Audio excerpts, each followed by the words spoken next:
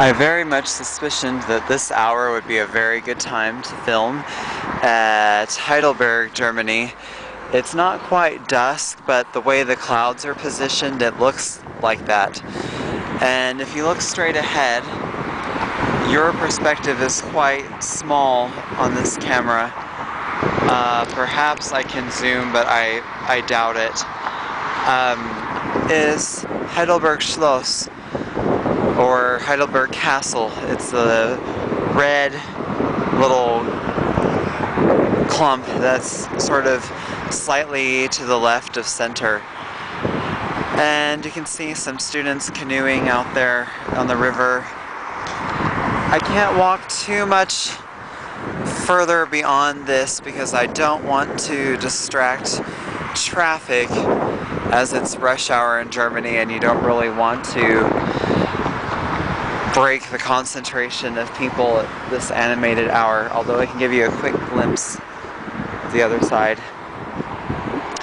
I don't even know if I can get this clip together in a really comprehensive, coherent way, and I've been mulling over how to present the idea over the last few days, but at the last hostel I was at in Frankfurt, there was a bit of a nationality war that broke out in the lobby area, which doubles as a breakfast area and also, I don't know what you would call it other than maybe a commons at night.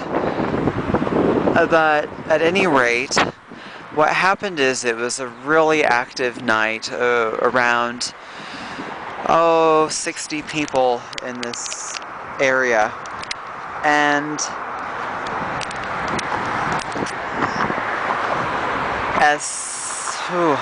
there's a guy that I know who does performances at night there, who has an agreement with the hostel to have a reduced rent, and he is allowed to do the equivalent of indoor busking there.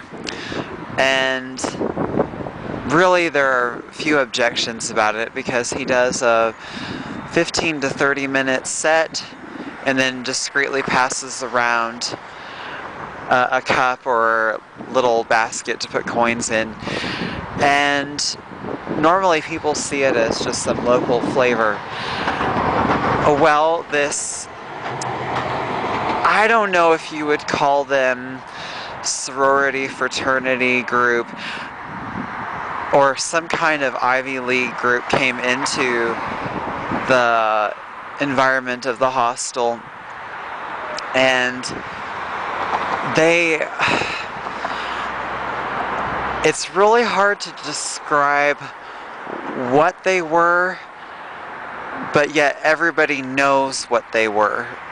And once I get a little bit further, you can understand.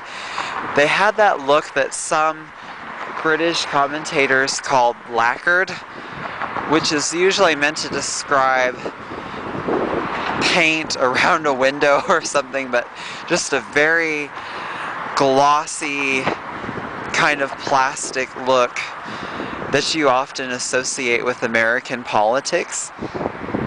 And because, let me back up a little bit, a very polished political look where there's a lot of platitudes said, and the candidate's appearance is the most important thing, is really an American concept. And very quickly it's spreading around the world now. I can see the difference in campaigns in Europe now, even from 7 years ago when I lived here. And that's when spin in relation to appearances really came into prominence here.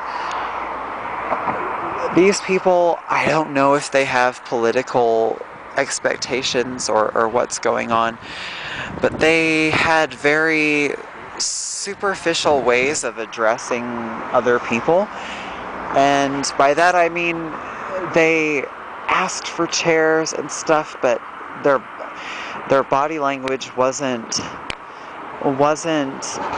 engaging in any way. And this lady from England, who's my friend now, I've been hanging out with the last several days, said, something's not right, they're going to cause problems. Especially a couple of the guys just had a very weird energy about them. And so as this guy I know began to play music, they really stiffened up, and they ended up going to the bar. And my friend said, you watch, they're complaining about the music and they don't like what's happening, and they're going to try to stop it somehow. And then a minute or two later, the music coming from the computer into the stereo system is blared suddenly.